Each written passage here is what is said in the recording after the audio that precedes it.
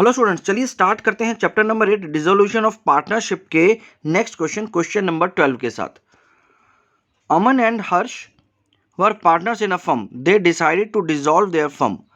Pass necessary journal entries for the following after assets other than cash and bank and outside liabilities have been transferred to realization account।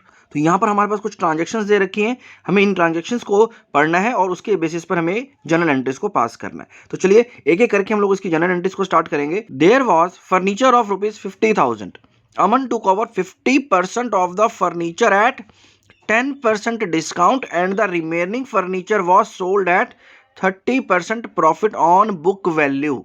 तो चलिए पहले इस transaction को समझ लेते हैं। देखो यहां पर क्या था, हमारे पास एक फर्नीचर है जिसकी बुक वैल्यू हमें दे रखी है 50,000 रुपीज की, जिसमें से अमन ने 50% ऑफ द फर्नीचर यानी इस 50,000 रुपीज का आधा फर्नीचर यानी 25,000 रुपीज का फर्नीचर किसने ले लिया बेटा? अमन ने ले लिया। और अमन कौन है? एक पार्टनर है। और इसने जो वो फर्नीचर लिया उसमें उसने 10% का डिस्काउंट भी लिया। तो इसका मतलब क्या हुआ कि 50,000 रुपीज का तो हमारा फर्नीचर था ही, जिसमें से half of the furniture that is 25,000 rupees का फर्नीचर अमन ने ले लिया। इस 25,000 रुपीज के फर्नीचर पर भी उसने 10% का डिस्काउंट लिया बेटा हमसे, यानी 2500 रुपीज तो उसने कम करा लिए डिस्काउंट के रूप में। तो उसने इफेक्टिवली कितना पैसे में ये हमसे फर्नीचर लिया? तो उसने लिया बेटा हमसे 22,500 रुपीज में, राइट। तो एक तो ये बात हो गई। आगे क्या बोल रहा है क्वेश्चन? जो रिमेनिंग फर्नीचर बच गया, अब रिमेनिंग कितना बच गया? बाकी जो बच गया वो 25,000 रुपीज का ही बच गया। देखो ना, हमारे पास 50,000 रुपीज का फर्नीचर था जिसमें से 25,000 रुपीज का फर्नीचर अमन ने ले लिया। बाकी का जो बचा हुआ रिमेनिंग था 25,000 रुपीज, उसको हमने 30% के प्रॉफिट पर बेच दिया। तो यहां पर अगर मैं 30% का प्रॉफिट निकालूंगा तो 30% का प्रॉफिट आ जाएगा बेटा 7,500 रुपीज का, राइट। तो इसका मतलब मैंने 25,000 प्लस 7,500 32,500 रुपीज में इस फर्नीचर को बेच दिया। तो अब यहां पर जो मेरा फर्नीचर गया है वो दो तरीके से गया। एक तो 22,500 में पार्टनर ने ले लिया और एक मैंने इसको कैश में सेल कर दिया जिसमें मुझे 32,500 रुपीज मिले। तो आई होप आपको ये वर्किंग क्लियर है बेटा। बस अब हमें इसी को जनरलाइज करना है। तो कैसे होगी हमारी इसकी जनरल एंट्री, देखते हैं बेटा। देखिए यहां पर जो फर्स्ट एंट्री है हमारी ए एंट्री, इसमें क्योंकि आपने अमन को बेचा है तो आप अमन के अकाउंट को डेबिट करेंगे, तो अमन का जो कैपिटल अकाउंट है बेटा वो डेबिट हो जाएगा। तो Aman capital account will be debited कितने अमाउंट से? 22,500 रुपीज से। तो 22,500 रुपये तो आपने अमन के कैपिटल अकाउंट में एडजस्ट कर दिए। बाकी के पैसे आपको मिल गए बैंक या कैश अकाउंट में, ठीक है। तो बैंक अकाउंट अब हमारा यहाँ पर डेबिट हो रहा है, जिसमें हमें कितने मिल रहे हैं? ये देखिए 32,500 रुपीज अब हमें यहाँ पर मिल रहे हैं। क्योंकि यहाँ पर पैसा मिल रहा है एसेट का, तो ये क्या हो गया? Realisation account. तो हम लोग यहां पर इसको रियलाइजेशन अकाउंट में कितना अमाउंट लिखेंगे बेटा? हमें जितना पैसा रियलाइज हुआ उस फर्नीचर को बेच करके, टोटल कितना पैसा रियलाइज हुआ? टोटल हमें यहां पर इन दोनों को अगर आप सम करेंगे तो 55,000 रुपीज रियलाइज हो गया बेटा। तो ये हो गया हमारा फर्स्ट एंट्री, जिसमें नरेशन लिखेंगे आप बीइंग फर्नीचर रियलाइज्ड। बस बेटा, तो ये थी हमारी फर्स्ट एंट्री। तो चलिए बेटा अपनी नेक्स्ट एंट्री को शुरू करते हैं। यहाँ पर सेकंड एंट्री में यहाँ पर अगर आप देखेंगे तो profit and loss account was showing a credit balance of 15,000 on the date of dissolution. यानी जिस दिन हम लोग डिसॉल्व कर रहे हैं फर्म को, उस दिन हमारे प्रॉफिट एंड लॉस अकाउंट में 15,000 रुपये क्रेडिट बैलेंस पड़ा हुआ है। तो credit balance is always a profit, right. तो अब आपको क्या करना होगा कि जितना भी प्रॉफिट एंड लॉस अकाउंट में बैलेंस है इसको आपको पार्टनर्स में डिस्ट्रीब्यूट करना है उनके प्रॉफिट शेयरिंग रेशियो में। तो चलिए प्रॉफिट शेयरिंग रेशियो तो यहाँ पर हमारे पास गिवन ही नहीं है, तो इसका मतलब हम इसको इक्वल कंसीडर करेंगे। तो यहाँ पर एक बड़ी सिंपल सी एंट्री क्या हो गई बेटा? प्रॉफिट एंड लॉस अकाउंट में जो 15,000 रुपये पड़े हैं वो डेबिट होकर खत्म हो जाएंगे बेटा। तो ये हो गया हमारा 15,000 और ये किस किस को मिल गए? ये मिल गए हमारे पार्टनर, जिसमें अमन का capital account and Harsh capital account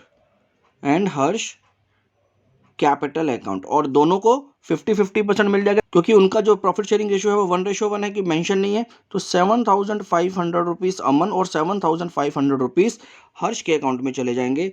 तो बीइंग प्रॉफिट डिस्ट्रीब्यूटेड। बस बेटा ये वाली एंट्री भी यहाँ पर खत्म हो गई। नेक्स्ट एंट्री की तरफ बढ़ते हैं। C, Harsh loan of ₹6,000 was settled by paying 5,500। अब यहाँ पर हर्ष एक पार्टनर है जिसने लोन दिया हुआ था, हमने उसका लोन पे कर दिया है 5,500 रुपीज़ दे करके और पूरा सेटल हो गया। तो यहाँ पर क्या हुआ, देखो याद रखने वाली बात इसमें क्या है कि ये जो हर्ष का लोन होगा बेटा, जो भी पार्टनर लोन देता है या लेता है, हम उसको रियलाइजेशन अकाउंट में नहीं डाला होगा हमने, तो इसका जो सेटलमेंट होगा वो इसके लोन अकाउंट से ही होगा, पहली बात। अब इसमें फायदा होगा या नुकसान होगा, जो भी होगा वो हम लोग रियलाइजेशन अकाउंट में डाल देंगे।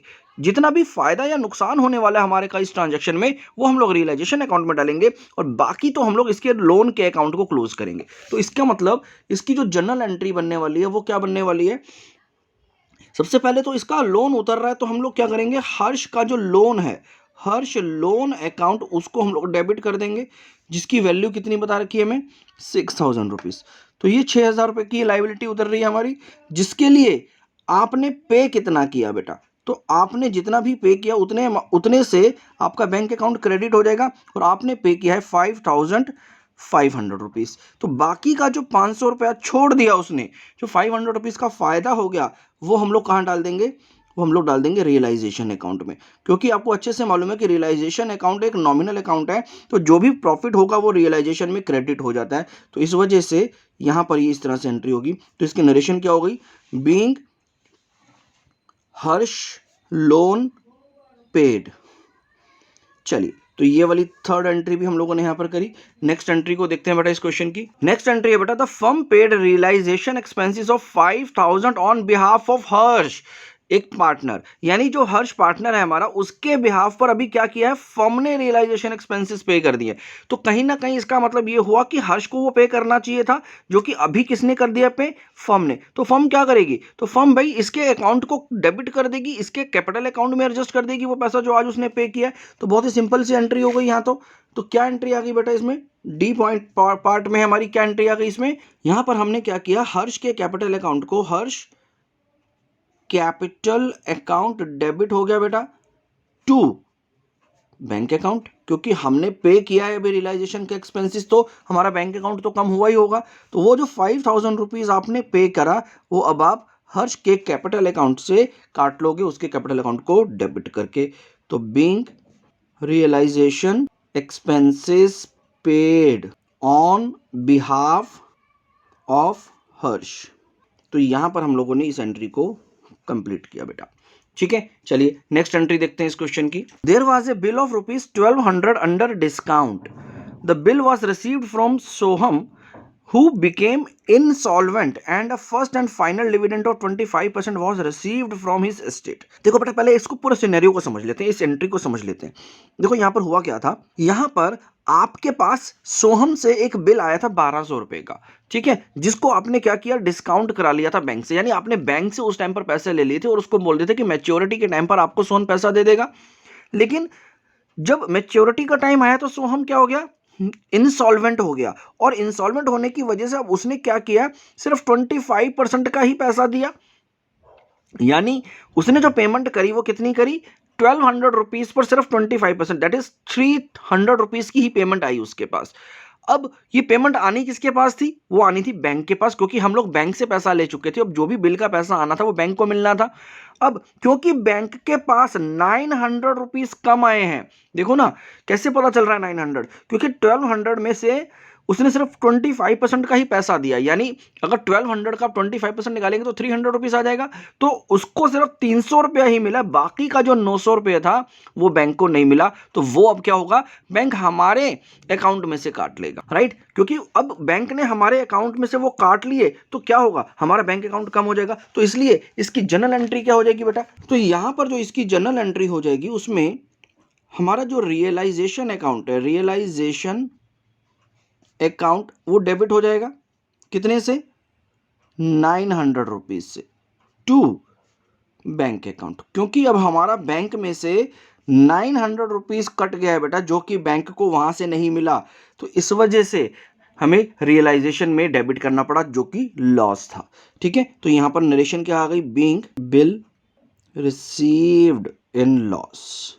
ठीक है, लॉस में हमें उस बिल का पेमेंट मिला है। तो चलिए, तो यहां पर ये एंट्री भी आई होप आपको समझ में आ गई होगी। लास्ट एंट्री की तरफ बढ़ते हैं बेटा और देखते हैं क्या है हमारे इस क्वेश्चन की लास्ट एंट्री। तो यहां पर क्या बोल रहा है, creditors to whom the firm owed 6000 accepted stock of rupees 5000 at a discount of 5% and the balance in cash. तो इसका क्या मतलब हुआ, हमारे पास कुछ क्रेडिटर थे जिसको हमने कितना पैसा देना था, हमने उसको पे करना था 6000 रुपीज। अब इन क्रेडिटर्स ने क्या किया, ये हमारे ऊपर एक लायबिलिटी थी, इन क्रेडिटर्स ने क्या किया, हमसे कुछ स्टॉक एक्सेप्ट कर लिया।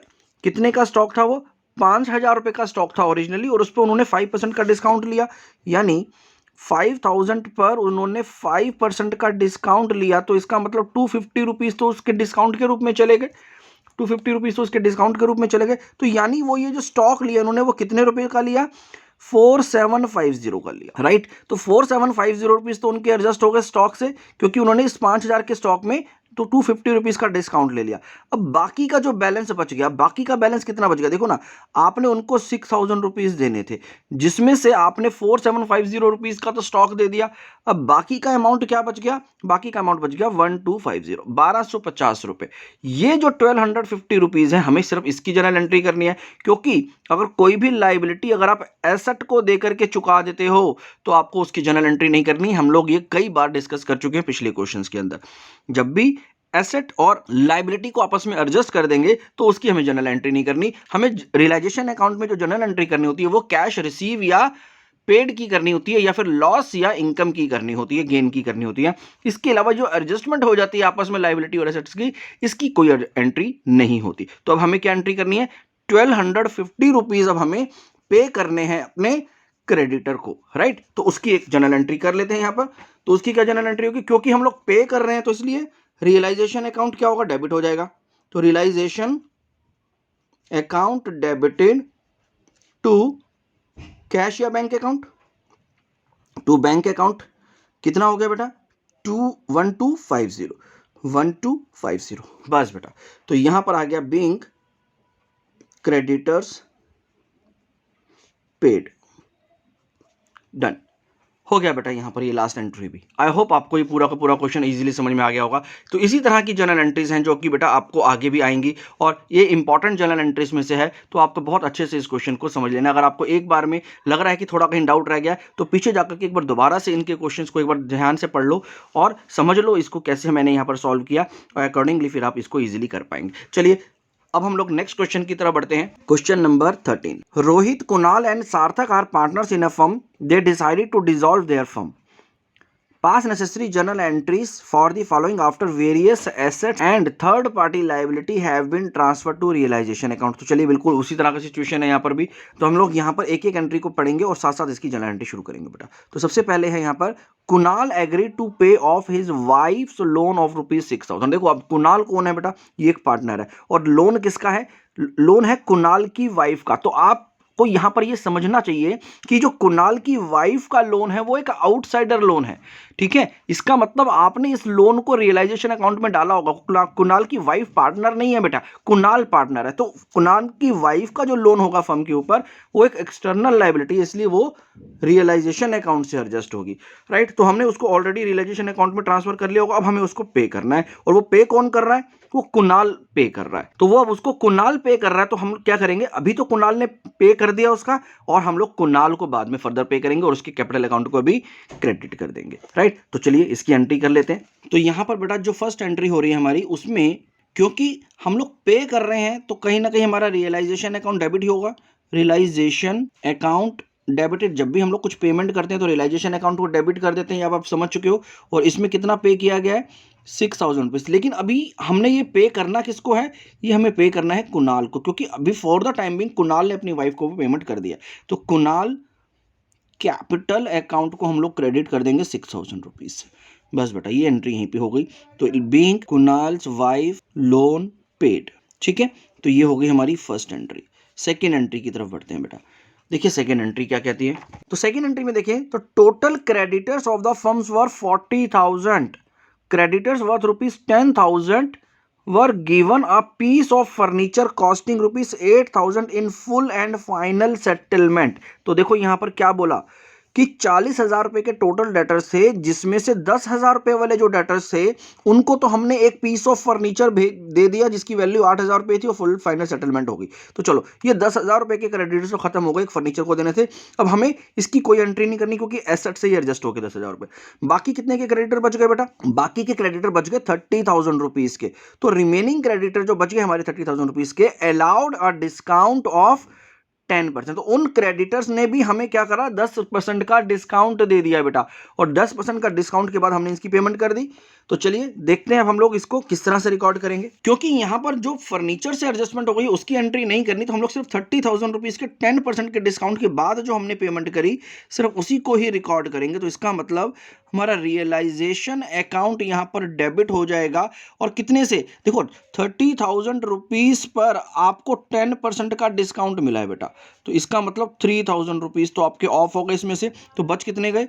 27,000 रुपीज आपको पे करने पड़े। तो बस यहां पर हमारी एंट्री आ गई टू बैंक अकाउंट 27,000।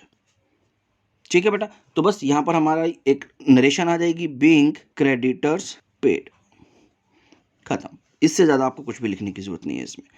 तो चलिए यहां पर हमने 2 एंट्रीज कर ली है, नेक्स्ट एंट्री की तरफ बढ़ते हैं बेटा। Rohit had given a loan of rupees 70,000 to the firm which was duly paid. तो अब यहां पर क्या हुआ? रोहित ने जो फर्म को लोन दिया हुआ था 70,000 रुपए का, फर्म ने उसको पे कर दिया है बेटा, फर्म ने उसको पे कर दिया है। तो क्या होगा? देखो याद रखना, पार्टनर का लोन अकाउंट भी हम लोग रियलाइजेशन अकाउंट में नहीं लाए होंगे बेटा, क्योंकि एक्सटर्नल लाइबिलिटीज लेकर के आते हैं। तो ये अकाउंट अलग से सेटल करना है हमें, और यहां पर हम पूरा का पूरा 70,000 रुपीज उसको पे कर रहे हैं। तो यहां पर कोई फायदा या नुकसान वाली बात नहीं आ रही। तो यहां पर सिंपल सी एंट्री क्या हो जाएगी? जो हमारा रोहित का लोन अकाउंट है, तो रोहित लोन अकाउंट अब वो खत्म हो जाएगा, वो लाइबिलिटी खत्म हो गई जिसकी वैल्यू थी 70,000 रुपीज, और उसके बदले में हमने क्या करा? उसको पेमेंट कर दी टू बैंक अकाउंट। तो यहां पर ये 70,000 रुपीज हमारे यहां पर कम हो गए, खत्म हो गया बेटा, इससे ज्यादा कुछ नहीं करना। बीइंग रोहित लोन पेड, तो ये एंट्री भी हमने यहां पर खत्म करी। इसमें कोई फायदा नुकसान नहीं था, इसलिए रियलाइजेशन अकाउंट का कोई एंट्री नहीं होगा। चलिए नेक्स्ट एंट्री को देखते हैं। A machine which was not recorded in the books was taken over by Kunal at 3,000 whereas its expected value was 5,000। तो देखो यहां पर क्या हो रहा है, एक मशीन है जिसको हमने कभी बुक्स में रिकॉर्ड ही नहीं किया था, वो बुक्स में रिकॉर्डेड ही नहीं थी, ठीक है, तो अनरिकॉर्डेड एसेट था, और वो किसने ले लिया? कुणाल ने ले लिया, और कितने में लिया? 3,000 रुपीज में। ऑल्दो उसकी जो एक्सपेक्टेड वैल्यू होनी चाहिए थी वो 5,000 होनी चाहिए थी, ठीक है 5,000 होनी चाहिए थी, लेकिन वो हमारी बुक्स में ही नहीं थी, पहली बात। और अब जितने पर भी वो एसेट का पैसा हमें मिल रहा है वो हमारा फायदा है, तो हमें अब इस 5,000 रुपए से कोई लेना देना नहीं है। वो उसकी वैल्यू कितनी भी हो उससे हमें मतलब नहीं है, मतलब हमें किससे है कि हमें कितना पैसों का फायदा हो रहा है इस बात से। तो यहां पर क्या हो गया, जो हमें एक 3,000 रुपीज का फायदा हो गया, और जो कि कुणाल के कैपिटल अकाउंट से हम लोग काटेंगे। तो इसका मतलब क्योंकि यहां पर फायदा हुआ है तो रियलाइजेशन अकाउंट तो क्रेडिट होगा, और हमें किससे पैसा लेना है? वो कुणाल से लेना। तो कुणाल के कैपिटल अकाउंट को आप लोग डेबिट कर देंगे 3,000 रुपीज से, ये 3,000 रुपीज से डेबिट हो गया टू रियलाइजेशन, क्योंकि आपको यहां पर ये 3,000 रुपीज का सीधा सीधा फायदा हुआ है, अनरिकॉर्डेड एसेट था जो कि अब आपको उसका पैसा मिल रहा है, तो यहां पर आपको रियलाइजेशन अकाउंट को क्रेडिट करना है। तो बीइंग अनरिकॉर्डेड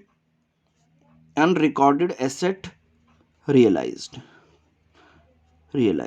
बस बेटा। तो ये वाली एंट्री भी आपको समझ में आ गई। अगली एंट्री को देखते हैं। The firm had a debit balance of 15,000 in the profit and loss account on the date of dissolution. तो बहुत ही सिंपल है, अगर आपके पास प्रॉफिट एंड लॉस में कोई डेबिट बैलेंस है तो इसका मतलब एक लॉस है, और वो 15,000 रुपए का जो लॉस है उस लॉस का क्या करेंगे हम लोग? उस लॉस को हम लोग पार्टनर्स में बांट देंगे, राइट। ये तो पार्टनर का हिस्सा है ना बेटा, चाहे वो प्रॉफिट होता चाहे लॉस होता, ठीक है, डेबिट बैलेंस है तो लॉस है, तो ये लॉस हम किसको दे देंगे? हम पार्टनर्स को दे देंगे, ये पार्टनर्स की जिम्मेदारी है, इसमें फर्म का कोई मतलब नहीं है। तो हम लोग सीधा सीधा इसकी एंट्री क्या करेंगे? पार्टनर के कैपिटल अकाउंट को डेबिट कर देंगे इस लॉस से। तो यहां पर जो हमारी एंट्री हो जाएगी उसमें हमारे तीनों पार्टनर यानी रोहित का कैपिटल अकाउंट डेबिट होगा, कुणाल का कैपिटल अकाउंट डेबिट होगा, कुणाल्स कैपिटल अकाउंट डेबिटेड, और Sarthak Sarthak capital account debited to profit and loss account. और ये जो प्रॉफिट एंड लॉस अकाउंट है वो कितने से क्रेडिट हो रहा है? इसकी वैल्यू है बेटा 15,000 रुपीज। अब ये 15,000 रुपीज हमें रोहित, कुणाल और सार्थक के प्रॉफिट शेयरिंग रेशियो में डिस्ट्रीब्यूट करने हैं। तो इनका प्रॉफिट शेयरिंग रेशियो क्या है बेटा? इक्वल है। तो इसका मतलब 5,000, 5,000 और 5,000, तीनों को 5-5 हज़ार रुपये डेबिट करके हम इस लॉस को डिस्ट्रीब्यूट कर देंगे। तो लिख देंगे हम यहाँ पर बीइंग लॉस डिस्ट्रीब्यूटेड। चलिए, तो ये एंट्री भी हमने खत्म करी। लास्ट एंट्री की तरफ बढ़ते हैं इस क्वेश्चन की। Sarthak paid realisation expenses of 16,000 out of his private funds who was to get a remuneration of rupees 15,000 for completing dissolution press and was responsible to bear all realization expenses। इसका क्या मतलब हुआ? देखो बेटा, यहां पर हुआ क्या, सार्थक ने अपने पर्सनल पैसे दे दिए हैं 16,000 रुपए। किस काम के लिए? जो भी रियलाइजेशन के एक्सपेंसेस हुए। ठीक है जी, उसने दे दिए, लेकिन करना क्या था हमें? उसको हमें रिम्यूनरेशन देना था 15,000 रुपए का। हमने उसको प्रॉमिस किया था, हमारी उससे डील हो गई थी कि हम आपको 15,000 रुपए दे देंगे, 15,000 रुपीज हम आपको पे करेंगे, जिसमें आपकी फीस भी होगी और जो भी रियलाइजेशन के एक्सपेंसेस होंगे उसके लिए आप रिस्पॉन्सिबल होगे। ठीक है, तो इसका मतलब फर्म का जो खर्चा होना था वो कितना होना था? 15,000 रुपीज। सार्थक ने कितना पे किया हुआ है? 16,000 रुपये, 16,000 रुपीज। तो हमें 16,000 रुपये से कोई मतलब नहीं है। फर्म हम अकाउंटिंग कर रहे हैं बेटा फर्म के लिए, तो फर्म का जो एक्सपेंस था वो 15,000 रुपए का था। हम लोग सिर्फ इसको रिएम्बर्स करेंगे सार्थक को, क्योंकि हमने उसको डील किया हुआ उसके साथ। तो यहां पर जो हमारा एंट्री हो जाएगा उसमें, क्योंकि ये खर्चा है तो रियलाइजेशन अकाउंट डेबिट होगा। तो रियलाइजेशन अकाउंट यहां पर डेबिट हो गया टू, हमें ये किसको देना है? सार्थक को देना है। तो सार्थक कैपिटल अकाउंट, और यहां पर जो हम लोग उसको पे करने वाले हैं बेटा वो 15,000 रुपीज ही पे करने वाले, और वही हम लोग अपने रियलाइजेशन के लॉस में लेंगे। खत्म हो गया बेटा यहां पर भी। तो लास्ट एंट्री थी ये बीइंग रिम्यूनरेशन पेड टू सार्थक। डन, खत्म हो गया बेटा यहां पर ये क्वेश्चन भी। राइट, तो चलिए, आई होप आपको ये क्वेश्चन भी समझ में आ गया होगा।